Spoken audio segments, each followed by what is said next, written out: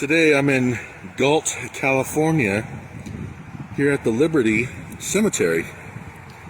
This is all that's left of the town of Liberty, and these are the residents buried here in the cemetery. And today we're going to take a look at some of the graves, and then I'm going to tell you a little bit about the town of Liberty.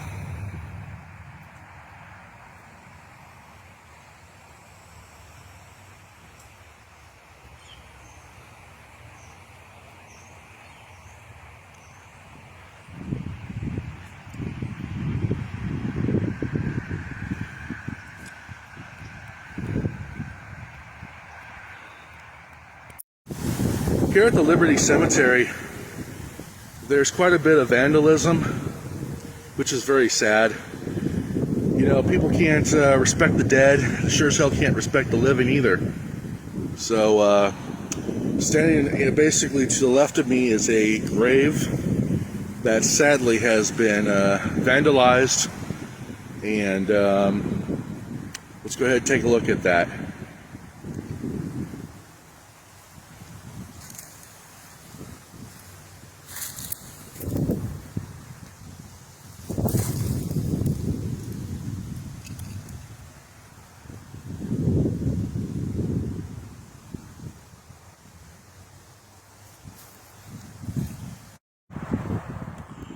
Well, I finally made it to the angel statues again, and to see that it's all dedicated to children of the cemetery.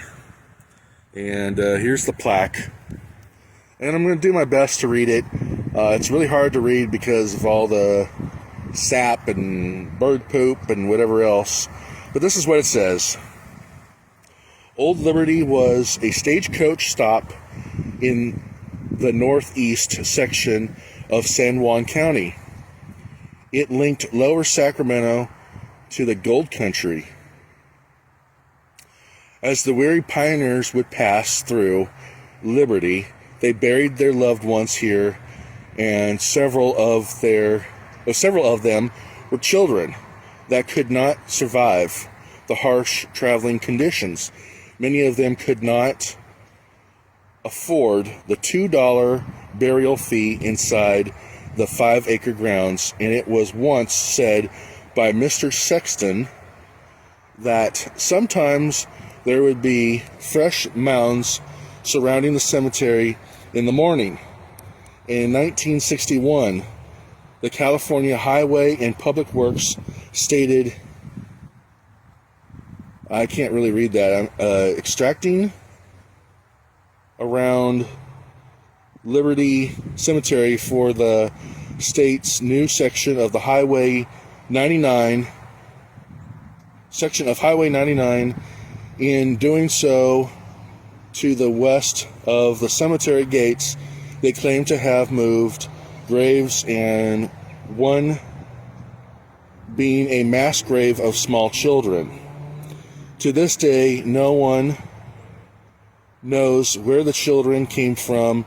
It also speculated that there is more grave sites underneath the highway, and in the I can barely read that.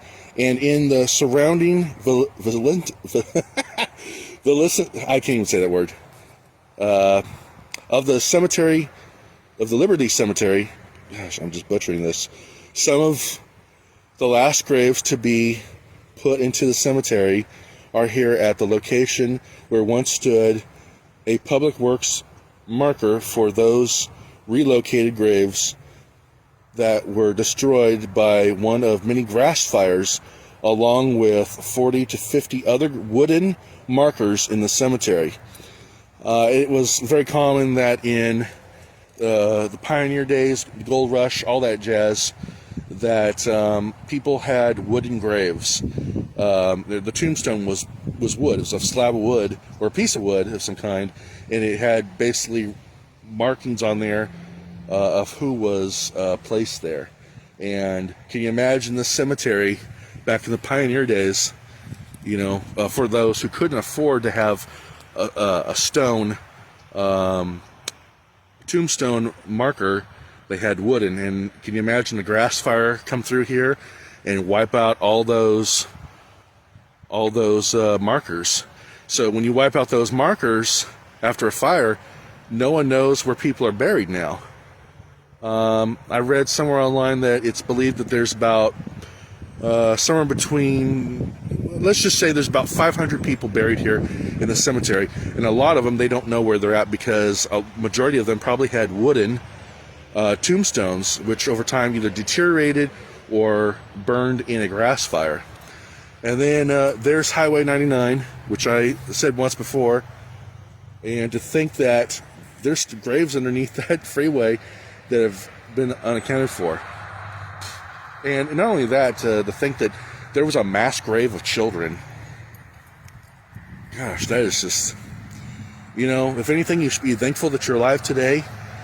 And you should be thankful that your kids have the proper medications to stay alive, because if they didn't, they probably wouldn't be alive today.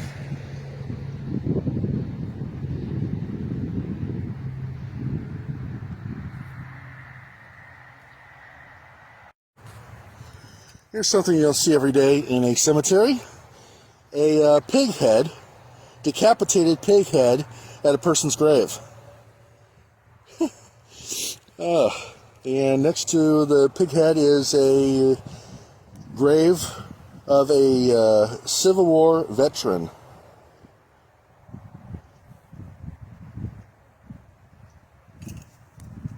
Now, from a distance, I noticed that there was something in here. I was thinking, oh gosh, please don't let it be a horse head.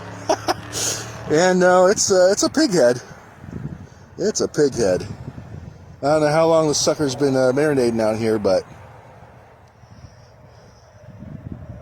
yeah, I don't see any maggots yet. Definitely flies.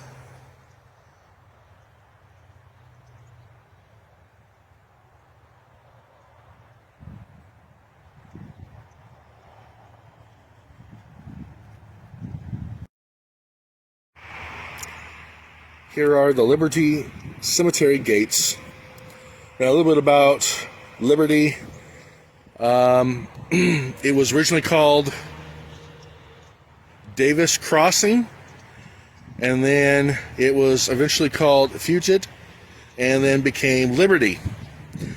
It was founded in 1852 and fell to the demise of the Central Pacific Railroad, which was established in Galt. And so therefore in 1869, the town of Liberty basically slowly became no more. A little bit about the town of Liberty. It was a stagecoach stop for travelers, basically in between Sacramento and Stockton. And they had a school, they had a church, they had a hotel, a merchant store. They had a bunch of different things here, which was really interesting. They even had a dentist. They had all the essentials that a small town would need, and yet, like I said, they didn't get the train coming through them. So therefore, once the train was established in Galt, which, the trains brought the goods, they brought the people. That's what brought money into your town and or your city, and that's how those places survived. And without the train coming through their town, it just didn't exist very much longer. I think I'm getting bit by an ant. They got red ants out here. Red army ants.